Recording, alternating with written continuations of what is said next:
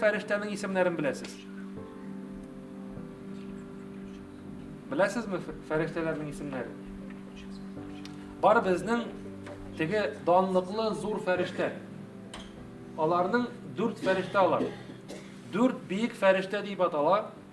Аның беренчесе аларның иң араларында булган кеше белән Аллаһ Тәгалә белән кеше арасында булган пәйгамбәр, ул Җабраил фәрештә. Беренче исеме Җабраил. Аның вазифасы нинди? Аллаһ белән кешеләр арасында Аллаһның вахиен, Аллаһның сүзен йөртүче. Менә бер вакытта, менә без бит бүгенге көндә яшәгән вакытта интернет, мәгълүмат бик күп бит ул. Бөтен җирдә информация таралган. Мәсәлән, шушындый халык арасында ялгышлы фикер йөри, Аллаһ Тәгалә янәсе дә күктә, Аллаһ Тәгалә утырып тора. Бу ялгыш фикер. Моны заг аңлатмыйм моны, чөнки заг аңлата башласаң бик күп вакыт кирәк. Кыска гына берни аңлатып китәм.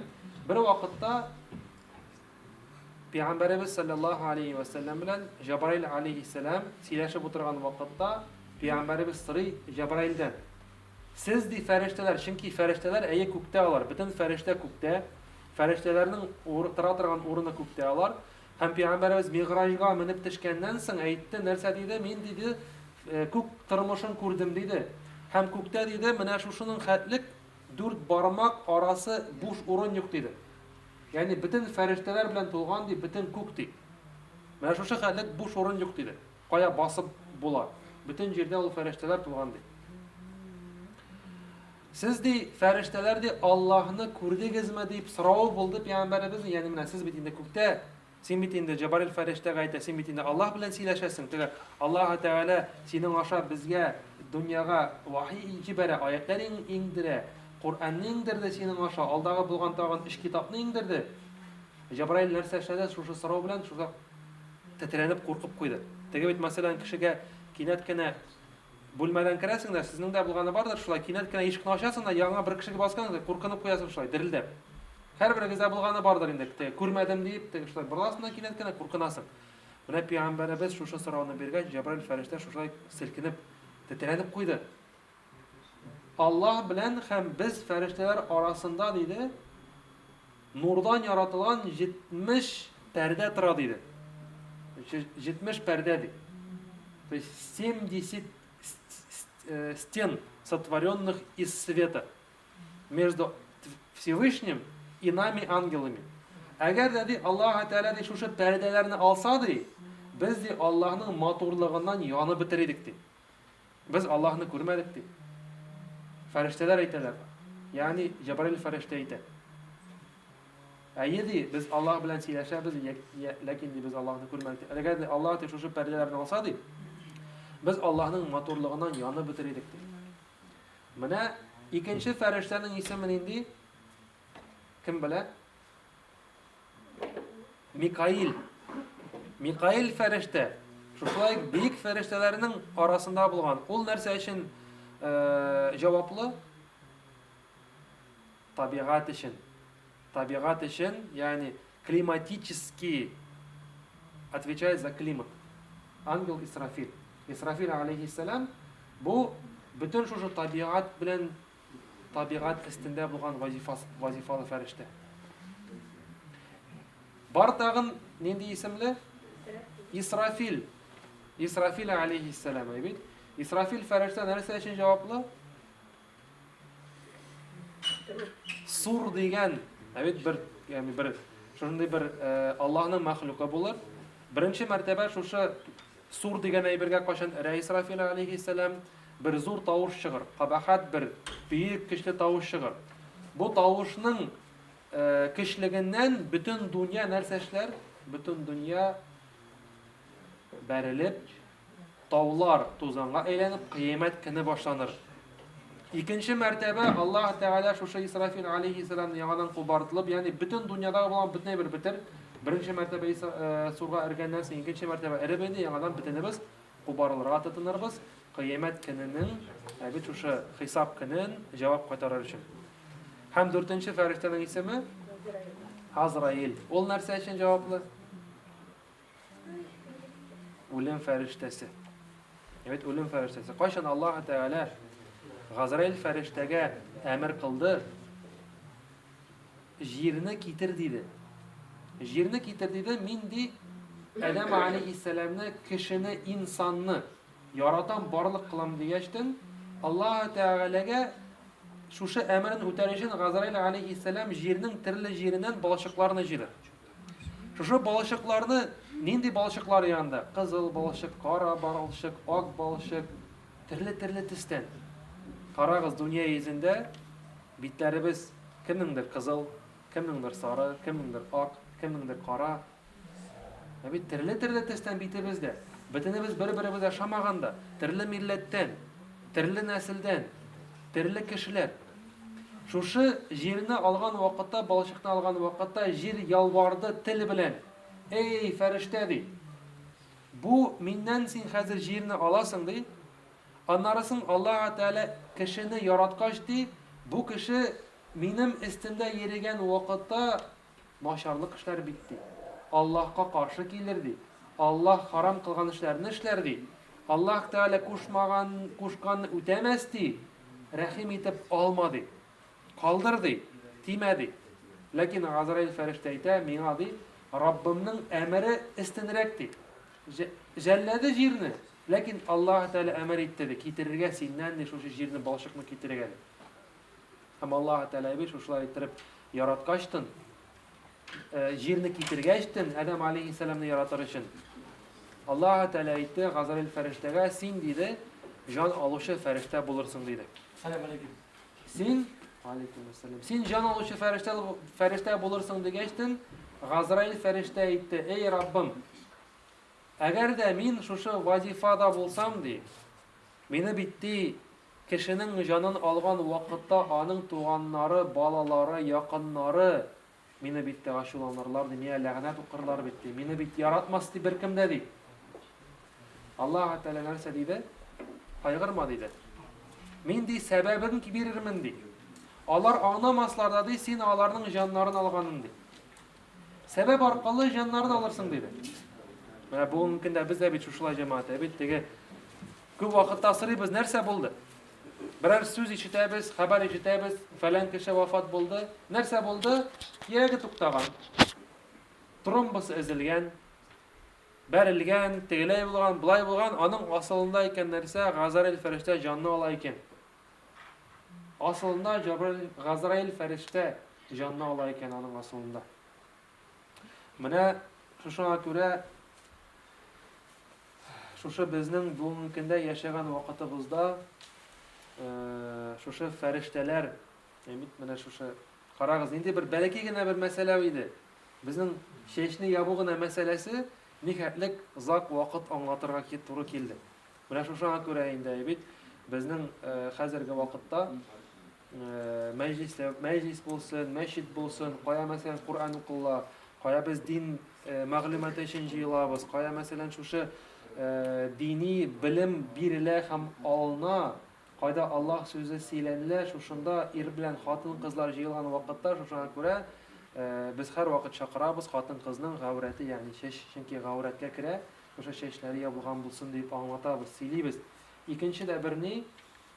Ikkinchi bir tarixda bo'lgan şuşulay bir sebep, buni qoyan biz anlatamiz, nega bu bulay işlenilir ekanligin. İstegizde bulsa İbrahim peygamber torunda işitkeniniz vardır her birigiz. Evet, İbrahim aleyhisselam Allah'ın dostu ismine layıklı bulan peygamber. Şuşu İbrahim peygamber ne öz vakitinde Namrut isimli padişah emir kıla nerse katapult bilen ut içine ırgıtırga. Çünkü yoltega dinge şakıraydı, halklıkka gül uğut nasihat bireydi. Allah Teala'nın barlığına, birligine çakıran vakitte ana şuşlay zor bir uşak yağalar, şuşlay padişahның emri boyunca katapulta bilen utның üzerine ortasına argıtkan vakitte katapultını jibereler, katapult işlemi.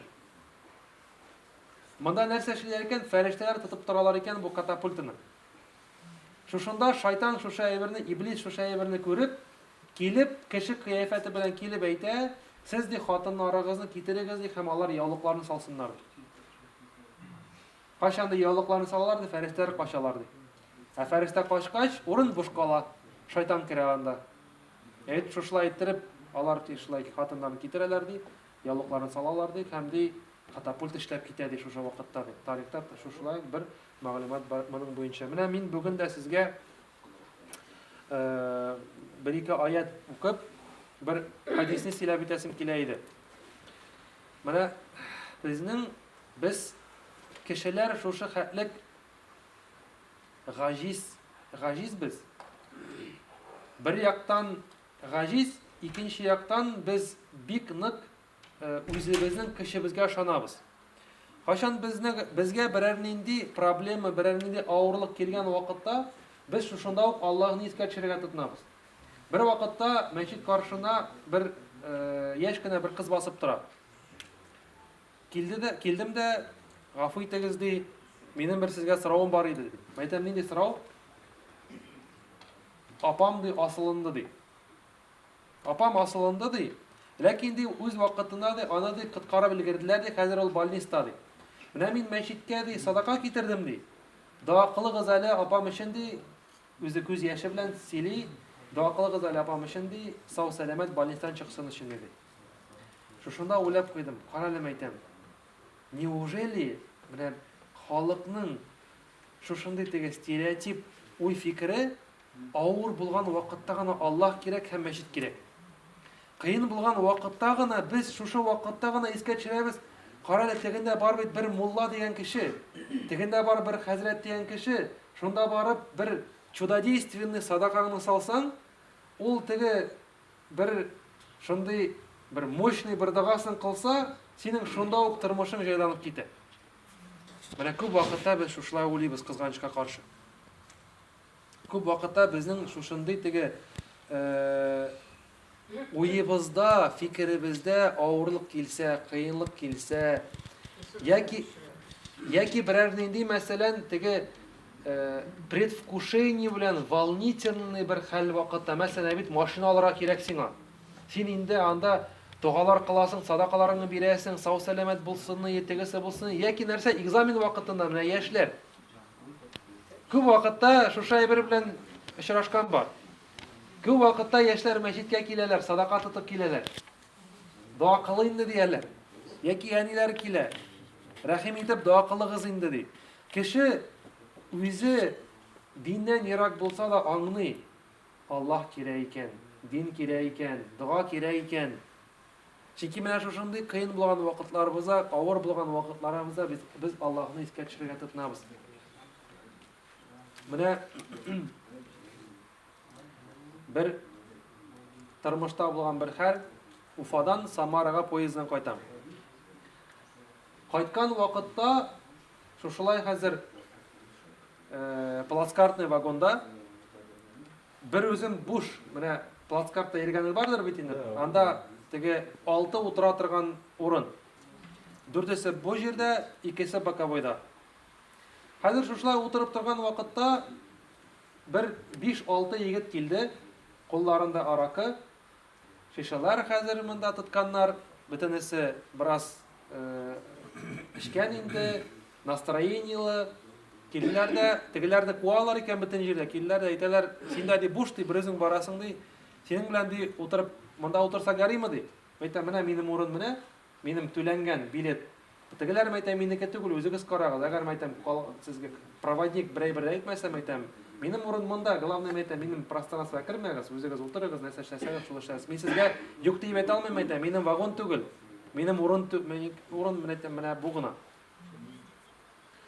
Хәзер булар утырдылар, бөтенесенә стаканнарга салдылар, и миңа әйтәләр, бүген ди бер араларында бер татар егете, һәм бер 5-6 Кавказ егетләре.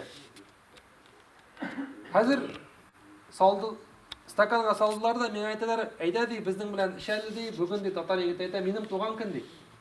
Әйтәм, рәхмәт, гафу итегез, әйтәм. Миңа әйтәм, мусульман, безгә әйтәм, изеткә шеше ярамый. Әйтәм, без моннан ерак, тегеләр әйтәләр, бездә мусульман. Ничек? Чөнки нәрсә? Чөнки безнең менә татар, безнең бит гырф гадәттән, бәләкәйдән үк татар кешесе мөселман. Татарча аңлашламы бөтенегез? Все понимают на татарском. Не надо переводить. Кирәк. Чөнки Кавказ егетләре тоже, аларның теге шушылай бәләкәйдән үк теге тәрбияләнеп, әйбит, бәләкәйдән үк теге үскәннәр шушылай дин белән. Безнең дә татар, мәсәлән, яшьләр бүгенге көндә диндән ерак булсалар да, ләкин бәләкәйдән шушы без дин белән бәйләнеп үстек. Хәзер тегеләр әйтәләр, без дә мөселман ди. Әйтәм, ну, мөселман булгач сез беләсезме, әйтәм, бездә исламда әйтәм, исерткеч эше харам, ярамый әйтәм. Хәзер шушылай сүз белән мин аларга әкрен генә бераз вагаз сөйләй башладым. Ну, кешеләр бит инде салган, аларга инде эчкән вакытта, вагаз сөйләгән вакытта теге бер нинди файдасы да булмас. Ләкин инде үзләре шулай сөйләшергә тотыналар, мин аларга бераз бер-ике мәгълүмат сөйләм, шушына дин турында бер нәрсә аңлатып бирәм. Алар белмиләр мин теге дин юлында икәнлеген. Хәзер бераз вакыт үтте, бер ярты сәгать, бер сәгать үтте. Аллаһ турында сөйләргә тотындым, ислам турында сөйләргә тотындым. Карыйм, әкрен генә бу эчкән кешеләрнең эчкән булсалар да нәрсәдер керә башлады үзләренә.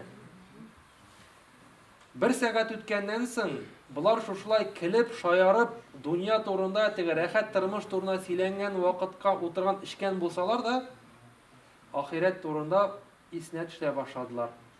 Хәзер бу туган көне булган кешесе салды да теге егеткә бирә, тегесе әйтә, гафу итте, мин эчәсе килми ди. Икенчесенә бирә, бөтенесенә бирде, бөтенесе әйтте, все диде, хватит диделәр. Мы больше не хотим пить ди. То есть менә монда ди дин турында сөйләнгән вакытта ди, безгә керми бу просто ди хәзер ди.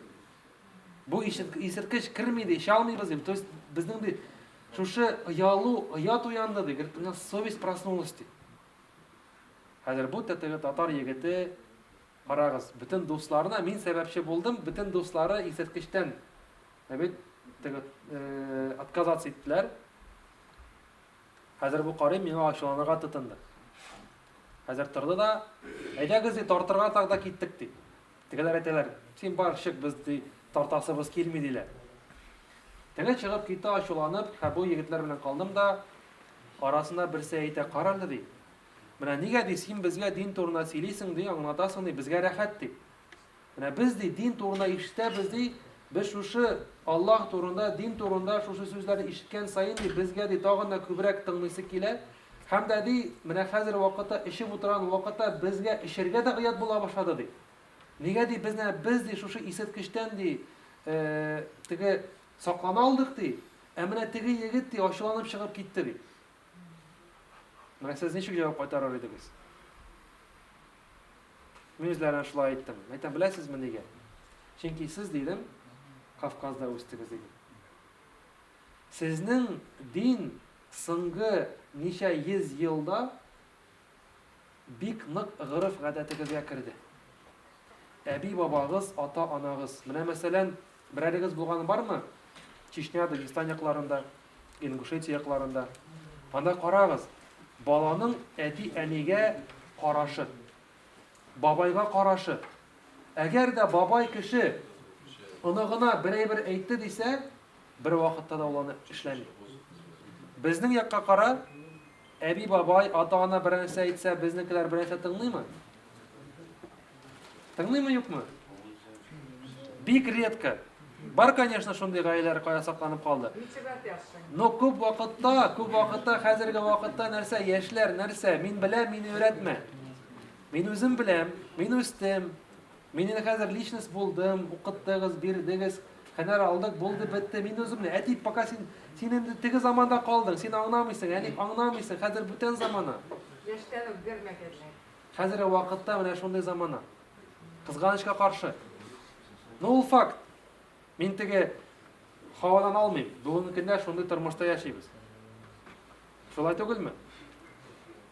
Карагыз, Пәйгамбәрбез саллаллаһу алейхи ва саллям хадисенә карасак, кыямәт көне булмас ди, мәгәр шул вакытка хәтлек ди, пока ди, кыл хатын үзенең хуҗасын тудырмый ди. То есть пока рабыня не родит своего господина. Галимнәр әйтәләр, килеп җитер диләр кыямәт көне алдына шундый заман, кайчандый ата-анасы хуҗа булмыйча балалар гаиләдә хуҗа булырлар. Менә хәзер шушы заман. Хәзер шушы заманда яшибез без. Һәм шушы егетләргә мин нәрсә дидем? Мин әйтәм, чөнки сез яшьтән үк үстегез, шушы тәрбияләнеп үстегез үзегезнең дин белән тулган гырыф-гадәтләр арасында. Чөнки сезгә шуңа күрә дин бик якын. Бу мәйтәм теге егет, ул үстем әйтәм, диндән ерак булган кешеләр арасында. Шушы дәүләтебездә, чөнки аның дуслары диндән ерак бөтенесе. Уранда үскән вакытта ул дин нәрсә икән күрмәде. Бәлки булгандыр әти-әнисенә, бәлки әти-әнисе теге татар фамилия, татар исеме булган, ләкин гаиләдә динне күрмәгән ул. Аңа динне аңлатмаганнар, сөйләмәгәннәр. Бәлки ул мусульман бәйрәмнәренә катнашканмы, катнашмаганмы, аны да белмибез. Дуслары да аның булган диннән ерак кешеләр, чөнки мәйтәм шуңа күрә аңа авыр дин турында кыен аңлатыңнарга. Сезгә җиңел. Чөнки сез бүгенге көндә харам эшләр кылсагыз да, харамга якын булып, хәләлдән ерак булсагыз да, Аллаһ кушканнарны җиренә җиткереп эшләмәсәгез дә, мәйтәм, сезнең бәләкәй вакытта шушы тәрбиягез булган дин белән. Менә әлбәттә җәмәгать, безгә менә шушы тәрбия дигән әйбер бик мөһим. Бүгенге көндә шушы безнең менә бая бит мин сезгә әйтеп киттем, кызганычка каршы күп вакытта теге аны чакыра, кайчан баласы тугач бәйрәм итәргә, анда да мулланы заткачтын стәл астынан чыгып куялар бер шишәсен. Аллаһка шөкер, инде хәзерге вакытта анда әйберләр әкрен-әкрен китә башлады. Ләкин анда әйберләр калды. Бар әле кызганычка каршы. Яки кайчан, мәсәлән, никах вакытында никахлаштырырга кирәк бит инде дип, бәләкәй генә бер скромный гына бер никах укыйлар. Бер 25-30 әби чакыралар да, аннарысын инде бер 500ләп кешегә туй уйнаталар. Но мулла кирәк анда. Кирәк аны чакырырга, кирәк аннара никах укытырга. Хәтта никах иң мөһиме җәмәгать. Менә шушы хәләл булган әйбер, менә без бит хәләл дип әйтәбез бүгенге көндә. Без бит шушы хәләл ит турында гына дип уйлыйбыз. Менә сезгә дә күп вакытта менә шушыны әйтеп китим әле. Хәләл сезнең өчен нәрсә ул? Ашаган вакытта хәләл ризыкның хәләллегенә кайда карарга? Кая карарга хәләллегенә? Бөтенесенә сакланабыз микән, юк микән? Остерегаемся мы от всего халя, от всего харамного или нет на сегодняшний день? В Москве это очень тяжело. Вот я мында ярты ел мин торып, мин аңладым, Мәскәүдә бу бик кыен икән. Ләкин эзләсәң, табып була икән. Но если постараться, это можно сделать, оказывается. Халал, харам, Аллаһ Тәгалә дүрт әйбер әйтте. Аллаһ Тәгалә нәрсә диде? Беренчесе дуңгыз ите. Это свинина, запретно. А почему свинина запретна? Это очень долго, не будем уходить. Научными словами вам скажу. Оказывается, единственные животные, научные исследователи, и ДНК похоже, да, это все есть. Единственные животные, не исламские ученые, светские ученые дали анализ на сегодняшний день, то, что единственные животные, у которого 10% выходит естественным способом, а 90% всех вредоносных для человека микроорганизмов остается внутри тела, особенности откладываются в сале, в жиру животного, это свинья, оказывается. А все остальные млекопитающие, у всех остальных 90% выходит естественным образом, и 10 оставшихся процентов при правильном заклании из крови выходят эти вредоносные микроорганизмы. Исследования показали это. А мына Аллаһ Тәгалә 1400 инде иңдерде. Дуңгыз ите харам диде, то есть то, что приносит вред человеческому организму. Кешенең тәненә зарар китерә торган ит ул икән дуңгыз ите. Икенчесе нәрсә? А? Нет, из мяса мы имеем в виду. Из мяса мертвечина, То есть то, что умерло без закланий. Улексе. Улексяны кем ашысы келе? Бір кім де ашысы келмейді. Самоучительным путем. Я сам присутствовал на заклании, полгода ездил на заклании мяса птицы. Шала бердік тауық еді, ярты ел. Біздің хазірлердің ертелер еді. И вот что я там увидел, вот сейчас я вам расскажу. Картина такая. Долго не буду рассказывать, но нужно объяснить. Там идет конвейер. Трактором привозят куриц, бройлеров. Стоят около 10 работниц, которые подвешивают за ноги курицы на конвейер, получается, и конвейер уходит вот огромное такое пространство, биг зуршунный бульме, уходит конвейером в место, где заходит, получается, вот тауықтың башы суға кірә һәм суға жіберілген бәләкегенә бір ток. Да, опускается маленький ток для того, чтобы оглушить эту курицу. Потом идет уже место, где стоят двое женщин, которые не режут курицу, а прокалывают шею курицы. Тауықтың мойнын шышлай, теге шилы бар бит, шилы кебек бір нелер белән, пычаклар белән шышлай, мойнын шышлай, нетіп кенә баралар. Шышлай вручную. То есть вена не перерезается, а просто прокалывается, там попадает, не попадает. И потом уже идет, то есть стекание там, через другие конвейеры. Мы же что делали? Нас было 5 человек. Без баса и так один человек смотрел, нету ли среди этих куриц мертвечины, потому что когда бик күп тауық кетірген вақытталар, қысылалар, они, получается, раздавливают друг друга, и в этот момент некоторые они погибают. И летом было около, даже в летний период мы около 300 куриц просто выбрасывали, которые уже все, они посиневшие, зәңгәрәй біткеннер. Вот в кучу вот так складывали. А нарысың нәрсе, икебез отырған, бисмилля, Аллаху акбар deyip, то есть каждый, вот хазрат вот так при помощи ножа, бисмилля, Аллаху акбар перерезал, да, должным образом, вот, вены, артерию, вот, гортань, все, что должным образом, чтобы вышла кровь из тела птицы. И таким образом дальше все это делалось, уходило в другую сторону. То есть делали так халяльное мясо, халяль итне шушла яса, халяль забой. А? Где же что? Нет, это где же? Это вот во всех птицефабриках, где делают халяльное мясо, ну это в Самарской области мы так делали. Халяльное мясо, где производят, да, то есть если вот халяль, ручной забой, он делается так. И потом я специально стоял, смотрел, что же будут делать с этой мертвечиной, которую мы выкинули. А что с ней делают? Пускают в общий поток. После нас. То есть вот это обычная курица, которые не халяльные, которые люди покупают. И вот поэтому это очень важно оказывается, почему надо выбирать халяльную курицу или халяльное мясо коровы, или быка и так далее, и так далее. В чем причина? И вот третья причина, что Всевышний Аллах запретил, это кровь, сама кровь нам запрещена. Шуше куан, неге ашенки куан.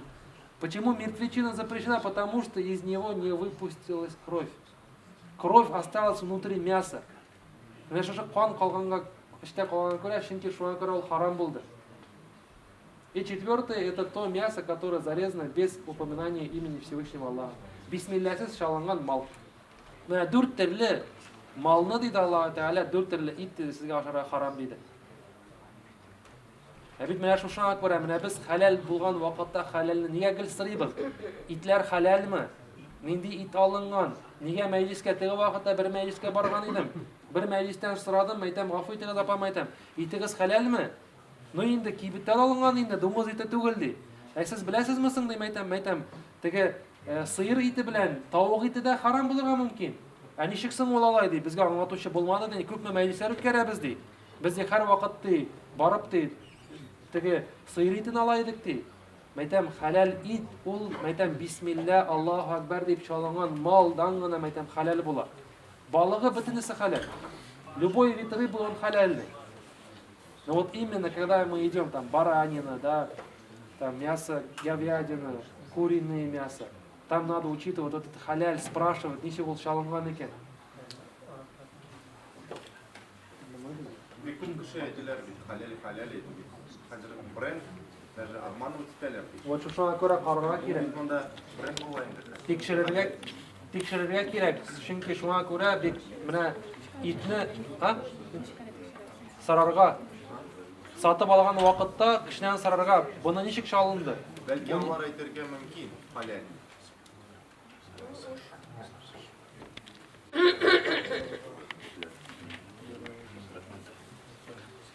Менә шуңа күрә, хөрмәтле җәмәгать, менә шушы әлбәттә инде ул күп әйберне тагын сөйләп аңлатып була. Күбәр менә әзерләгән бер әйберне мисал сөйли дә алмадым. Аната да алмадым. Бит менә шуңа күрә нәрсә әйтәсем килә сезгә, менә үгет насихат сезгә.